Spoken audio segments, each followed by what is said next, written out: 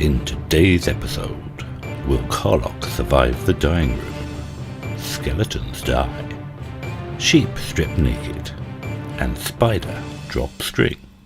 All this and more on today's episode of Karloc on Iskall85 Fan Server. Right, that's a wrap. Bring me my coffee. Hello, and welcome to Karloc on the Iskall85 Fan Server. Today we're going to have a quick wander around to see what I've built so far. Well, at least some of it. Right, okay, so my nether portal's down there, and I come into my beach here, which is next to my guardian farm and my little house. First of all, we have a map showing my area and also shows furry space down there, my next door neighbour. And over here we have my shop, because I'm too lazy to walk to town. In the shop we have some beautiful shiny diamond chest plates. We have some mending books, some unbreaking books.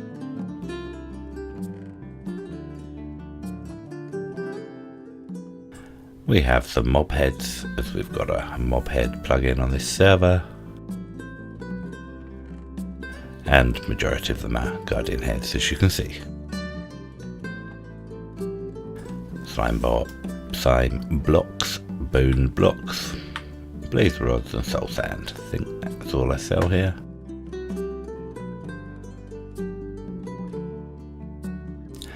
Right, okay, we'll have a quick look up around my little house. Got my pretty little lawn.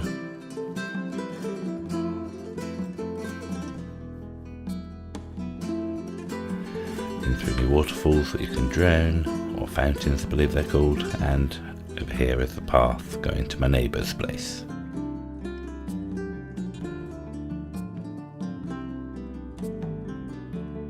So in my house, very simple, a few chairs, bookcases, a little kitchen area, always handy if you want to wash your feet, small table, and my little paddling pool.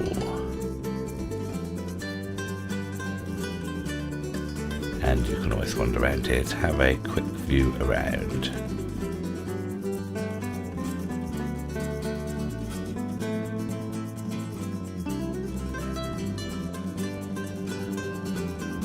Right, okay, so let's go downstairs. Master bedroom.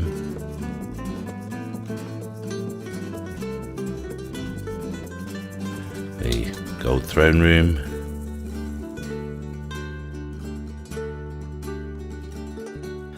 With a little bath.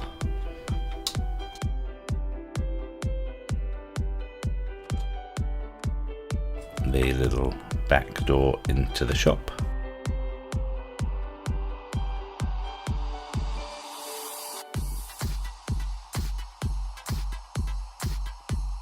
Right, then if we come down this way, we get to a AFK fish farm.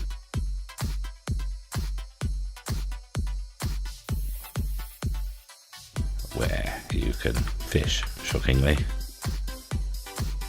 Then underneath we've got the sorting system for the farm, which are a bunch of sorters like here, which just divert everything into this lava here.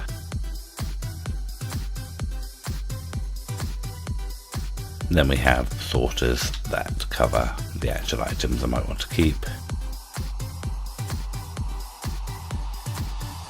All the way down to these ones that deal with the items that are not stackable. And then an overflow at the end, which pops down into lava.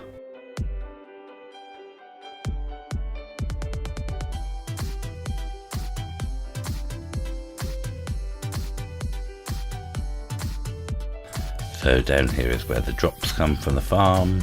We've got various items sorted here. Then we get a bunch of chests which is the unsortable items here, which clearly I need to empty these.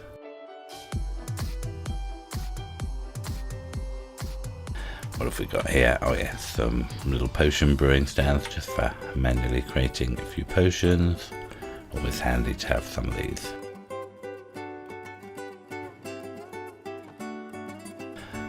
A chest with some of my food in.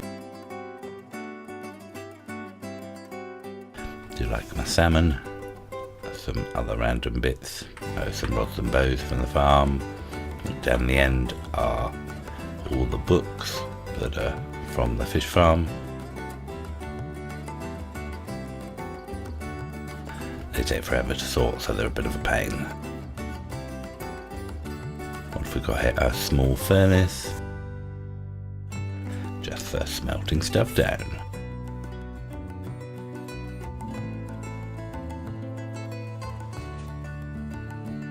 Down here we have a little room,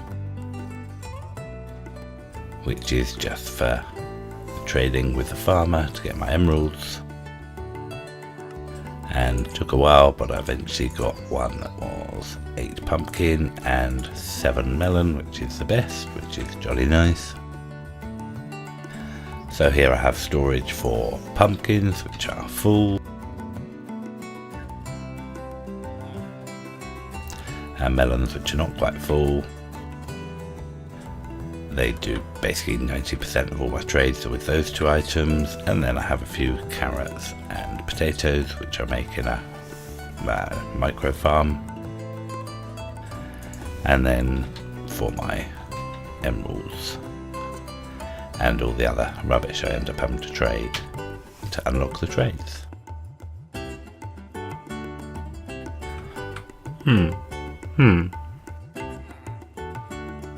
Got to keep him safe. The whatever they're called, pumpkins and melons, come up here, item elevator from below. Pumpkins come from a fully automated farm, which is turned off at the moment, and the melons I manually harvest and shove in a chest at the bottom, which pops them up the elevator.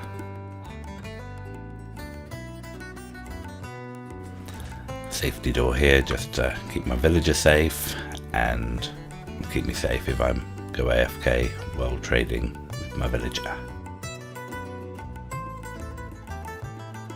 Right, so that's basically that little area of the base.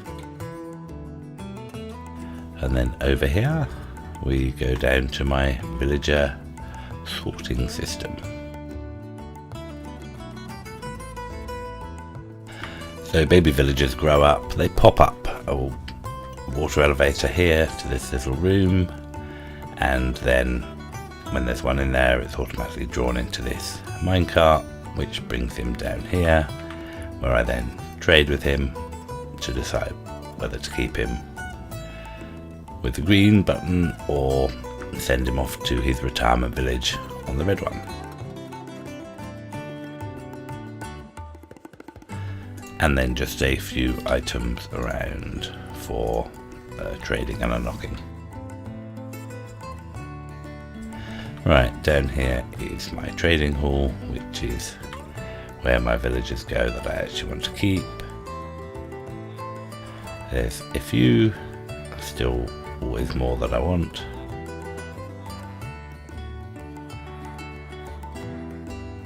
And then this is just how the system works.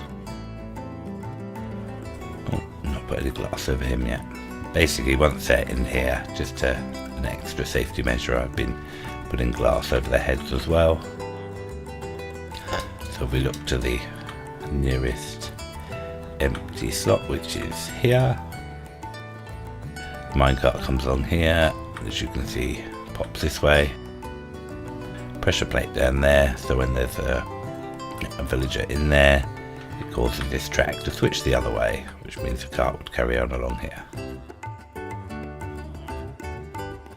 So I've got room for a few more. I had to build out under the ocean to make room for this room. And yeah, I want to glass those other ones in to just keep them even safer. And probably what I ought to do is put a trapdoor on this block just so that if a baby zombie happened to get down here, he couldn't pop up on this block and eat their face.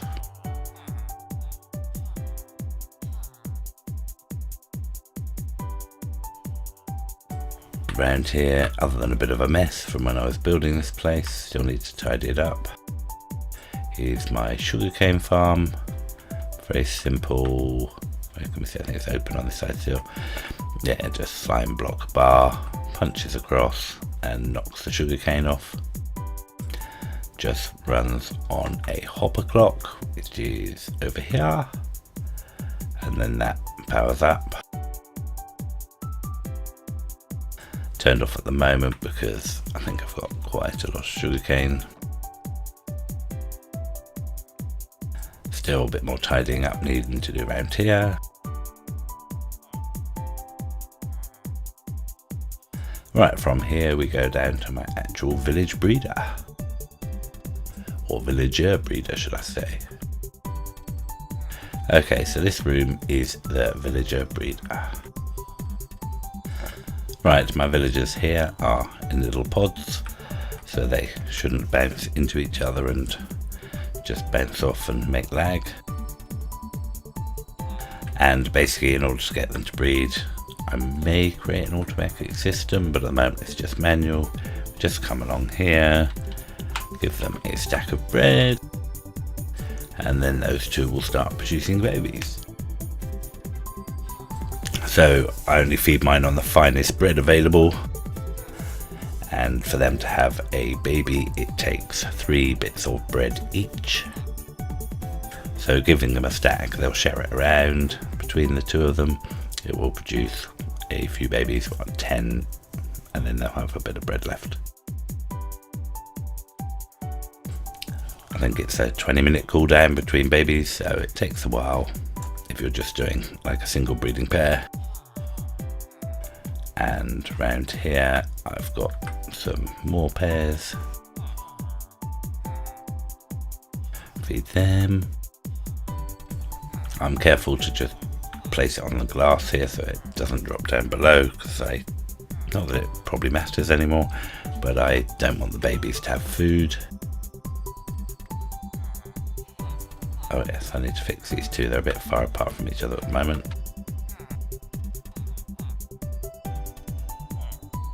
Alright, these two will take the food and then they'll start breeding. So I've got 3 pairs there, 3 pairs here, and then 1 pair on each of the other side. This, if you hadn't guessed it, as well as being a village with enough doors to make them breed, is also an iron farm. So as you can see, pretty standard spawning platforms. Obviously there's quite a lot of doors here because I need the doors to support the amount of villagers I've got, and because of the amount of doors I've got, that sort of limits how many village pairs I can have breeding.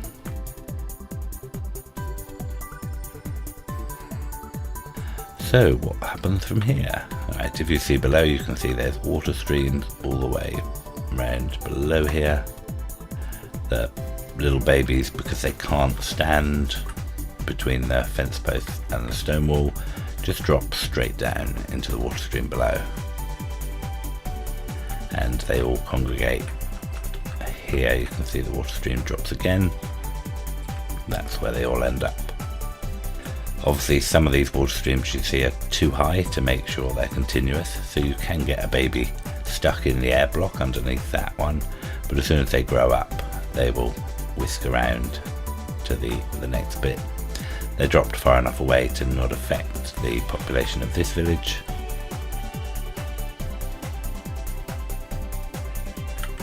Oh yeah, there you can, that's where you sort of get into the water stream. It's all glassed in because I kept running into the wrong place and dropping into the water stream. So below there we have, obviously in a short while they'll start producing babies. They'll end up down here when they stand here as babies, then when they grow up as adults their heads go into the water and they swim up the water elevator and end up where we saw earlier. This is the lava blade of the iron farm, and here we get standard iron and poppies. I need to put in a sorter system here to automatically lava the poppies and to allow a bit more iron storage, but I have many things to do and it will happen one day. So down here we have a standard villager bread farm. So there's our little villager here. We actually gonna harvest anything? Oh yes, look at that. Chopping up the wheat to make us bread.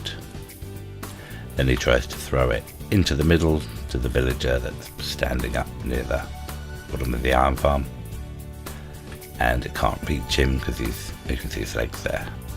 Because he's standing on a lily pad and the water stream catches it and drops it down below. So our poor encased villager is always hungry, so this villager will always want to feed him. So then we go down to the bottom part, and this is the storage system for my bread.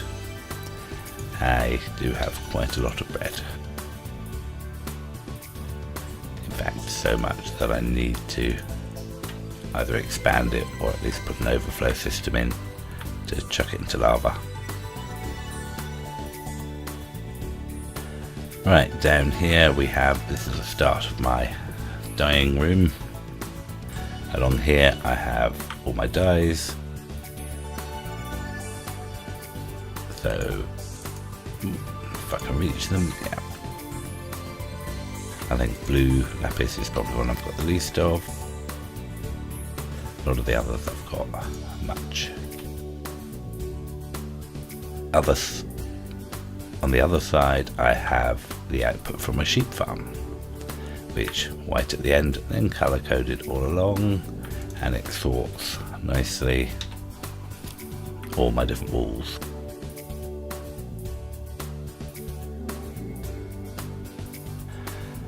Over here, what do I have here? Oh yes, this is a little machine to when I want dyes from the 2 high flowers, which I've got all of them here. Why is there an iron ingot in there? Turn it on, clocks go crazy, 6 dispensers at once, dispense lots of bone meal, and yeah, it's quite quick. Shut that up, come in here, take down our flour, put our 1 flower or 2 flowers, so we have a stack, and there you are. We've got 6.5 stacks in that sort of time. Then all you need to do in order to be organized is convert it into your pretty yellow dye and pop it in the chest. Over here is one of my slime farms. I think I've got 3 in total. You can see one there and this one just further away down there. And this just produces slime balls.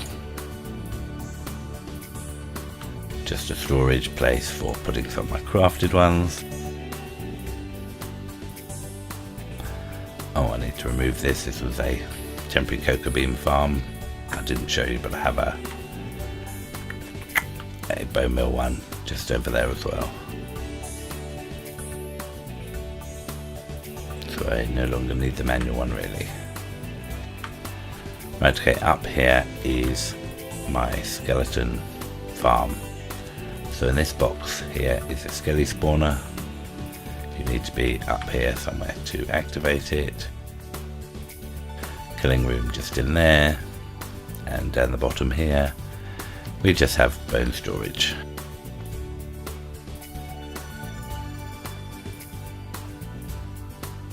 So quite a lot of bone. Arrows are just dispensed straight into lava.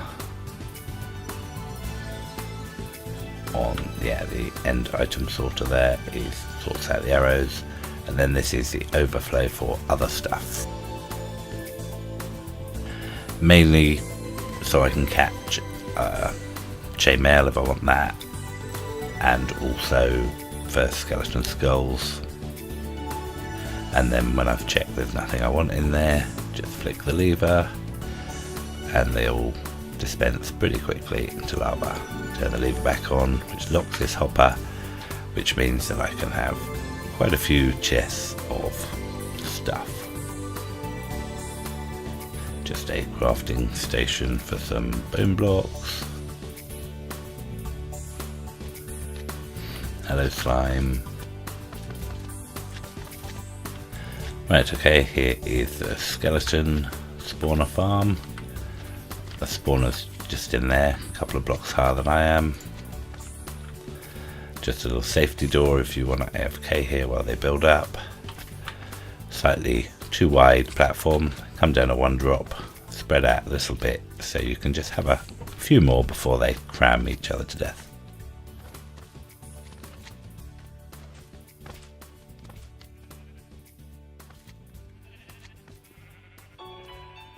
Over here is a sheep farm,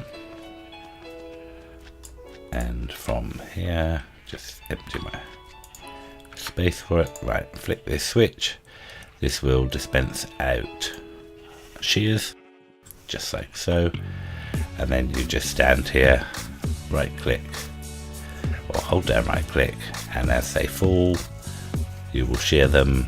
And there's lots of different coloured sheep in here, so you get a combination of all the colours.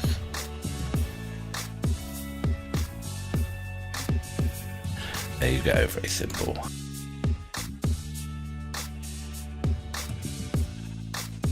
Right, back at my farm. Should we have a quick look at the actual sheep farm itself? It's basically a snow crash design. Couple of alterations with slightly longer water stream here. Needed to add a water block on top of the cobblestone wall here because they were getting cramped. They were falling down the ladder and getting stuck on top of that wall and basically breaking the farm. And they come up here, come along here, and then just shove each other along. And it takes a little while, but eventually they push the next one off. And then when you're AFKing here, you just shear them and get along.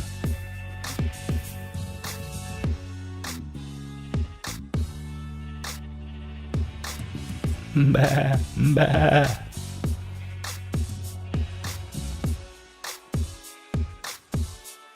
Right, I keep that locked up for two reasons, just to keep them out of the way, but also that interacts with the slime chunk, so you do get some small slime spawning in there, so it's safer just to keep them locked away. Right, okay, from here, oh, there are some skeletons, we quickly kill them while we're here.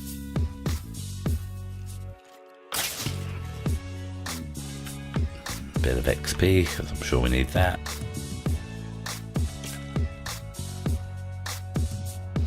And this part is, which you see more of the slime farm from here. So if we go this way, we come along to, can you guess what it is? It's the spider farm. So down here is my super duper spider farm. Right. Even though I don't really need string, it's just a shame not to make the most of spawners when you have them. So up here I have a cave spider spawner.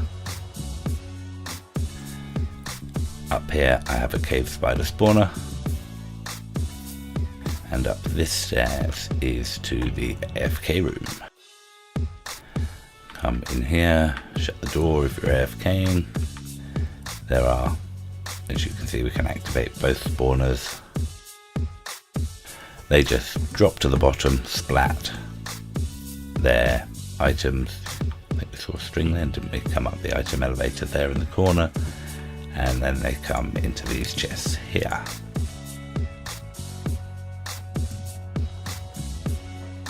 Oh, quite a few. So let's pop down the bottom.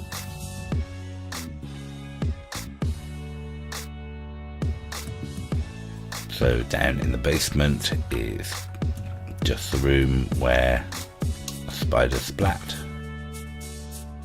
There's one, there's the other. Here we have a simple item elevator. Just send the stuff up the top. So that's there. There's a tunnel there that leads off to my neighbour, Furry Space. And while I was building all of this, I discovered another spawner. This one is a regular spider spawner. Come into this little spot, make it dark, turn the farm on, and shut the door to keep me safe. Pick up a Bane sword because they obviously don't take any damage, don't do anything with crushing them. The only real reason for building this spawner was because I could, and secondly for spiders' eyes and possibly spiders' heads. As you can see, or might be able to see in the dark, if you stand in this very corner, has to be right in this corner only, you can activate the regular spiders, and also you're just in range of one of the cave spider spawners. If I move back to the other side of the block, it's too far away. Equally too far away for that one, so I have to hug this corner. And then after a while they group up here. Right, so after a while they've all grouped up, like I said. A bit noisy, these buggers. I've sort of tried to make this configuration to make it so I don't think they can hit you at all. It's occasionally they sort of can, but so you can just get into this slot where my sword is pointing, and then one shot with a Bane sword. We got strength 2, oh no, strength 1. A beacon effect here is pretty much enough to kill them. A few get knocked down sometimes, but they'll eventually work their way back up. So the only real time I've used a Bane sword in this game. So let's turn that one off. Let's jump out of here and then show you where the drops go for the manual farm. Hello, spider. You can see them all coming through here.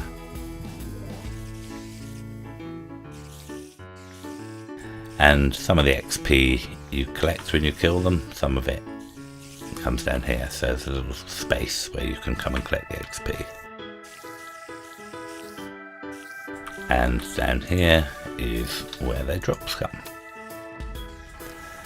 And I think, did it overflow to lava? Did I not build that yet? Yeah, eventually I'll build an overflow into lava. And also down here by the storage system you can get in to have a look in the spider farm if you want. Lots of convoluted water streams to make them come here and go up where you pop them up a bit and then they climb the last bit on their own. And down here is into the actual spawning room. The spawning room is quite big. I've taken it wider. So my theory is that when they drop, can I see up there? Yeah, I've taken the back wall back one as well. So when they drop onto that water, they should be away from the wall so they can't climb up the wall. Because spiders can be a bit of a pain that they drop all the way down, but then they still manage to climb up the walls. So I've tried to do everything in here to make that not possible. And I'm pretty sure they don't climb up the walls at all. This top layer of whatever they're called, fence gates, are probably not needed, but I had them where I was trying to figure out this part and I've never removed them, so I left them. This one's just to stop the water stream flowing over the edge. Again, this one's set back so that spiders can't climb up this wall because they will drop down here. Then they come along here and then are forced up these stairs because they're one high and not two like me.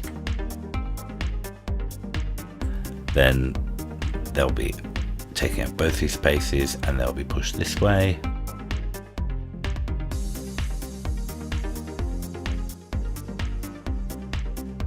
This is just a glass block because there isn't any water here and didn't want anything else spawning.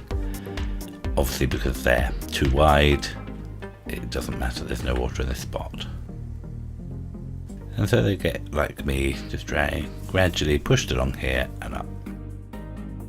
And so far they don't seem to jam up at all.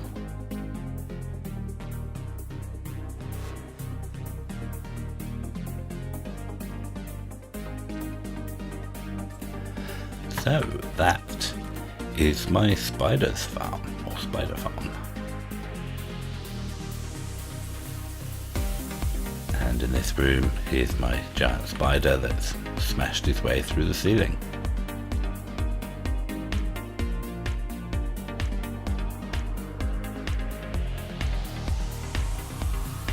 Right, there's one more thing here. A little micro farm. 3 dispensers, dispensing bone meal, where I can grow my carrots, or potato, or wheat. Let's see, so obviously for the wheat. Turn it on to get the annoying clicking sound for the dispensers.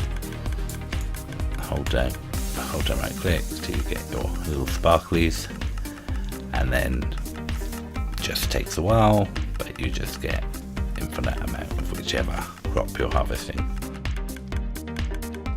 Turn that off, put my carrots back. Hello skillies.